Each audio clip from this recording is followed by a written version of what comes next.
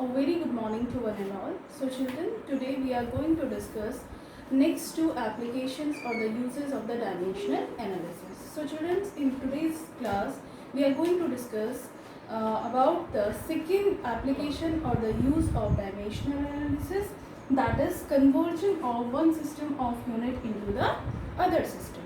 So children, as we know that we for the very many more numerical purpose, we are just converting the units into one system to the other system, but there is a dimensional method with the help of which we can convert the difficult conversions in a very easy way. That's why we are using the dimensional analysis method whenever we are having the different dimensions, different system of units, and difficult conversions are there. Then simply if we want to convert 1 meter into the centimeter, so directly we can convert 1 meter into the centimeter. But there are some more difficult conversions are there which cannot be converted directly. For that purpose, we basically use the dimensional analysis method. So children's very first conversion of one system of unit into the other. Right? So before going ahead with this topic, children's, there is no derivation. Basically, there is no derivation for the basically second application. We are having a step with the help of which we can convert one system of unit into the other. Right? So basically, these are the steps. So whenever we want to convert one system of unit into the other, so we have to follow these steps only. Okay, children? So children, let's start. Suppose we are having any physical quantity, that is x. Suppose x is a physical quantity, so any physical quantity is written as in terms of the n into u. So any physical quantity, whenever we are writing into the terms of n into u, now we have to convert this quantity from one system to the other system. That is first system. Suppose this is the given system to us, and we have to convert into the second system.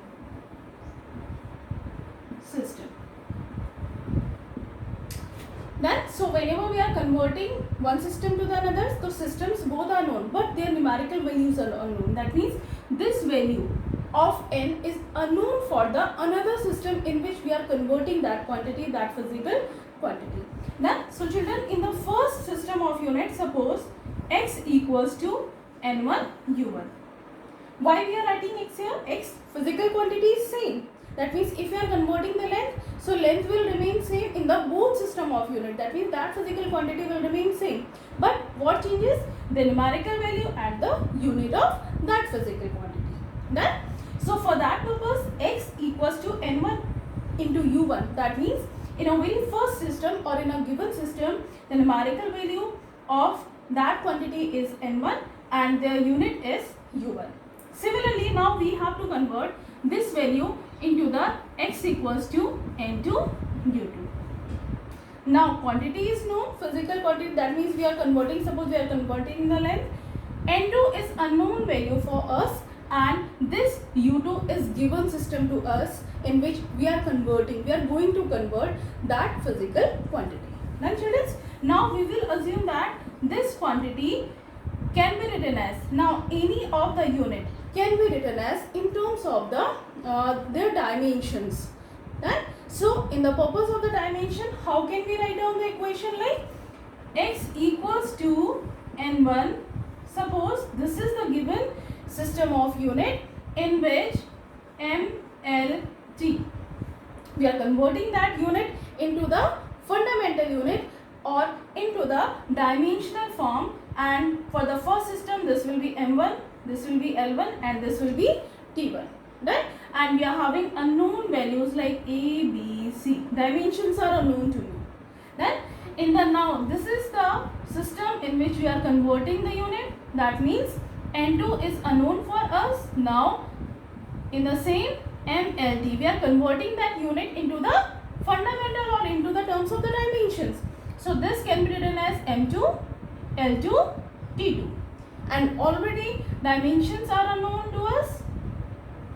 But in the both system of unit, the dimensions of m, l and t will remain same for that particular physical quantity. The dimension will not change. With the help of the example, That will be more clear to you all. Now what we are going to do, this is equation number 1 and this is equation number 2.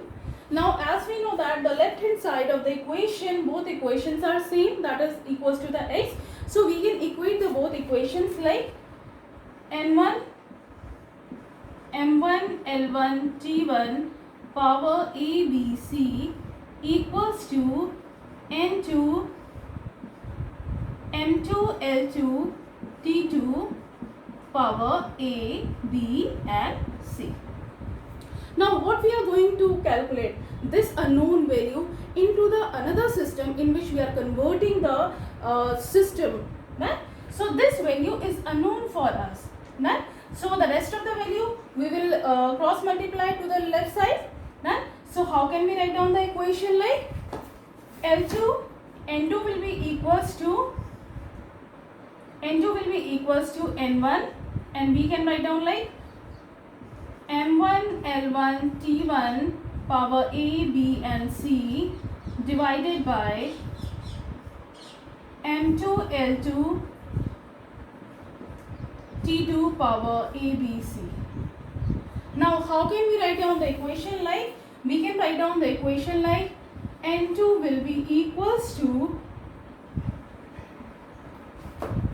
because the dimensions and the base are same for the equation, so we can write down m1 upon m2 power a, l1 upon l2 power b and t1 upon t2 power c.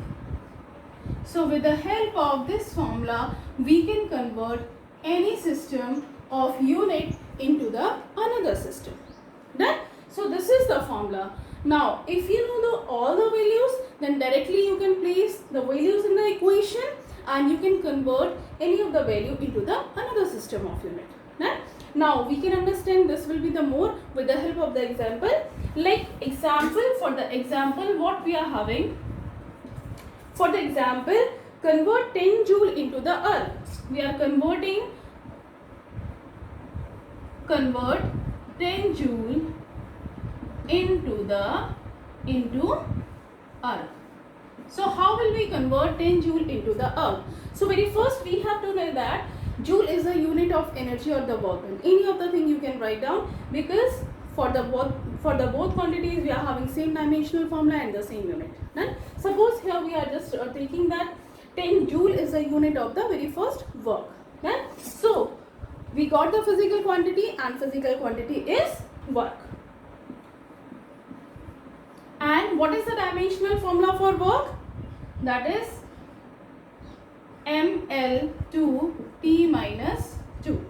ML2 T minus 2 is the dimensional formula for the work. Now we are having the values of A, B, C. Like power of M is calculated as A, power of L is calculated as B and power of T is calculated as C. So dimensions for work is A will be equals to 1, B will be equals to 2 and C will be equals to minus 2. Done children? Now we have to know the values of M1, M2, L1, L2, T1, T2. Now as you know that given system is 10 joule, that means this joule is a unit of work in SI unit or the MKS system. Then and earth is a unit of work in CGS system. That means we have to convert the unit like MKS to CGS. Done? So we'll write down here M1, L1, T1. And here we are having M2, L2, T2. Then, so for M1, so given system is MKS. That means in MKS system that mass is measured in the kg. That means we can write down 1 kg. Length is measured in the meter. Then we can write down meter. And time is measured in the seconds. So we can write down seconds. Then here N1 unknown value or the numeric value in the very first system given system is 10. So here we can write down 10. Then in next system in which we are going to convert the system, this will be the conversion like N2. In CGS system, mass is measured in the grams, that we can write down 1 gram. Then length is measured in the centimeter and time is measured in the seconds. Now all the values we know. Now directly we can place this formula like N2. Now we will place all the values in the equation like N2 can be written as, we will write down here N1 also. N1 M1 upon M2 power A, L1 upon L2 power B, T1 upon T2 power C, or the dimension C. Then now we will place the values like N2 will be equals to, what is the value of N1? That is 10. What is the value of M1? M1 is 1 kg and value of N2 is 1 gram. Then now we will, what is the value of the A? A value we are having like 1. Then now this will be, L1 is 1 meter and L2 is 1 centimeter, and what is the value of the B? That is 2. And value of T1 is 1 second and this will be 1 second and power C is minus 2. Then so the last term will be cancelled out because at the numerator and denominator we are having the same value. So 1 second will be cancelled out 1 second and 1 power minus 2, and power of 1 is always, any power we are having for the 1 is like 1 is only. Then now for the next we are having, we are just solving the portion of that numerical here. Now N2 can be written as 10. So here we are having 1 kg. So can we convert 1 kg into the gram? So 1 kg equals to the 1000 gram. 1000 gram upon 1 gram power 1. 1 meter can be converted into the centimeter, that is 100 centimeter divided by 1 centimeter power 2, and this value becomes 1. Then now gram will be cancelled out. Now this centimeter will be cancelled out. Now we are having only the numerical value like 10,000 multiplied by the 100 into 100, because we are having here the square of 100. So square of 100 can be written as like, so at last we can write down the term in the power 7, 2 zeros here, 2 zeros, 4, 6, 7 and 8. So we can write down here N2 equals to 10 to the power 8. That means, what does it mean? It means that, it means like 10 joule is equals to how many earth? 10 to the power 8 earth. Done? So with the help of this method we can convert any system of unit into the another system of unit. So children, this is N2 equals to 10 to the power 8 earth, or we can write down this value. So this is the second application of the dimensional analysis. So this is very helpful for converting one system of unit into the other. Respectively, you can just try more numericals related to this application. Then children, now we are just going to discuss the second or the third application of the dimensional analysis, that is the conversion or to establish a relationship between different given physical quantities. So also we are not having any derivation for that.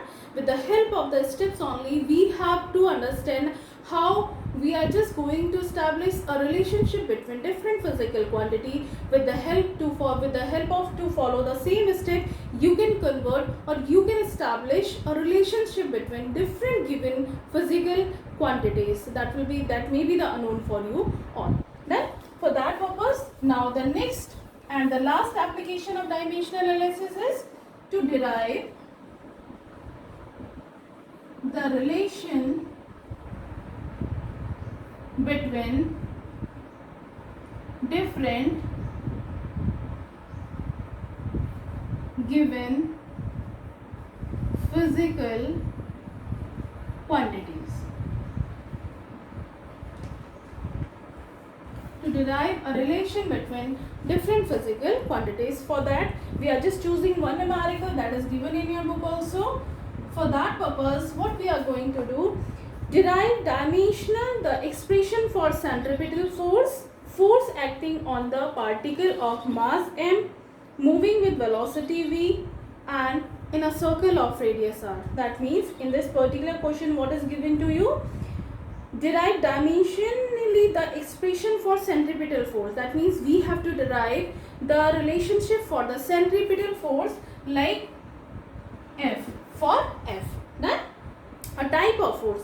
That force is acting on the particle of mass m. That means that force is related to, that force is responsible for the quantities of mass m of the body, for the velocity of the body, and for the radius of the circle in which that particle is moving. Then, so likewise, similarly, what we are having, if any of the particle is moving in the circle or the circular path of radius r with the help of the velocity v, so the centripetal force will act on the body, and suppose this particle will have the mass m. So this force will depend on the mass, velocity, and the radius of the path.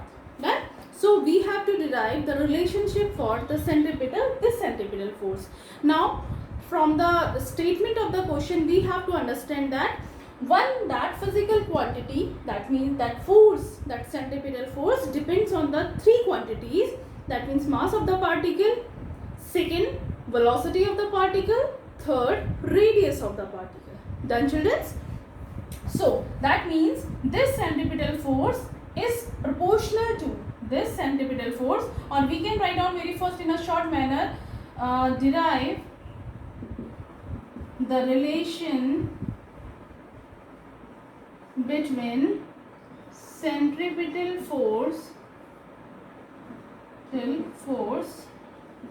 and the force depends on mass of the particle,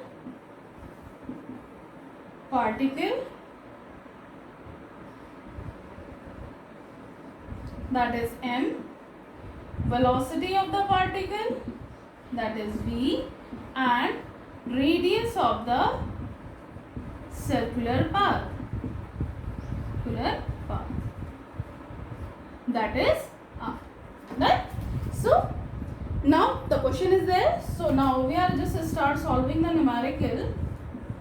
How will we solve? So as by the statement of the question, as we understand that force depends on mass of the particle, that force depends on radius of the path, and that force depends on the velocity of the particle. Right? So this is one equation, this is two equation, this is three equation. All these three physical quantities depending on the force, so we can just combine the equations like F is proportional to m v r. Right? But whenever this quantity is depending on these three physical quantities, so we don't know, this time we don't know the dimension. What are the powers of these three physical quantities? Right? So we are just having unknown powers or the unknown dimensions of these three physical quantities. Now what we are going to do? We are just calculating the value of m, a, b and c. We are just going to calculate the unknown dimensions like a, b and c. Then in a very first step we will write down the equation like, in the second step, as we know that whenever we are having a proportionality sign, so at the right side we will multiply a constant like any constant like k, we are just multiplying here, m power a, b power b and r power c. Then in the third step we will put all the dimensional formula for all the given physical quantities. That means for the force, as we are having mlt minus 2, this is the dimensional formula for the force. Now k is a known constant. Then dimensional formula for the mass is capital M with having a known power a. Now dimensional formula for v, that is lt minus 1, and a known dimension like b, and for r this is a type of the length, so we'll write down here c. Then now all the dimension will be multiplied in the square bracket, and we will combine all the square bracket because these three square brackets are in the multiplication. So we can combine these square brackets here. So we can write down like k m power a, l power b, t power minus b and l power c. Done, children? So in the next step, what we are going to do, we are just calculating the dimensions. Like we can write down here, at the left side we are having m l t minus 2, and in the right side we are having k as the unknown constant, m power a, l power b we are having and l power c we are having. So both l power b we are having and l power c we are having. So if base is same, so powers will be added. If base is same, so powers will be added. So we can write down here b plus c. Done? And for the t we are having minus b. Done? Now in the next step, what will we do? At the both side, left side and the right side, we are having same bases. That means m, at the right side we are having m, l, t, like that. So if base are same, so we can just compare their powers. Like with the m we will compare m, with the l we will compare l, and with the t we will compare t. Because by the principle of homogeneity, as we know that dimension of the left side will be equals to the dimension of the right side. Right? So comparing the dimensions of both sides. So if we are comparing the dimensions of the both side, so at the left side m dimension we are having 1, l dimension we are having 1. So when very first we will compare the m. So at the left side dimension of m is 1. At the right side dimension of m is a. So a equals to 1. Now we'll compare the dimension of l. At the left side dimension of l is 1. At the right side dimension of l is b plus c. Right? Next, for the t, at the left side dimension of t is minus 2 and at the right side dimension of t is minus b. Right? Now, this negative sign will be cancelled from the both sides. So we are having the unknown value for b is plus 2. Right? Similarly, with the second equation, whenever we are just putting the value of b in this equation, so we will get the value of the c also. So 1 equals to 2 plus c, so we can write down minus 1. So with the help of this comparison or this calculation, we get the values of a, b and c, whose are the unknown dimensions. Now what in the next step, what we are going to do, we will just place all the values in the equation number 2. Done? So when we place all the values in equation number 2, like from equation 2 we can write down f equals to k is the unknown, m, what is the value of a? That is 1. For b, power b, and what is the value of b? That is 2. And for r, this is minus 1. So how can we write down the equation like f equals to k mv square upon r. And this is the relationship between these four physical quantity and which are depending on the centripetal force or the force. Right? So with the help of the dimensional analysis, we can calculate the unknown dimensions for any physical quantity.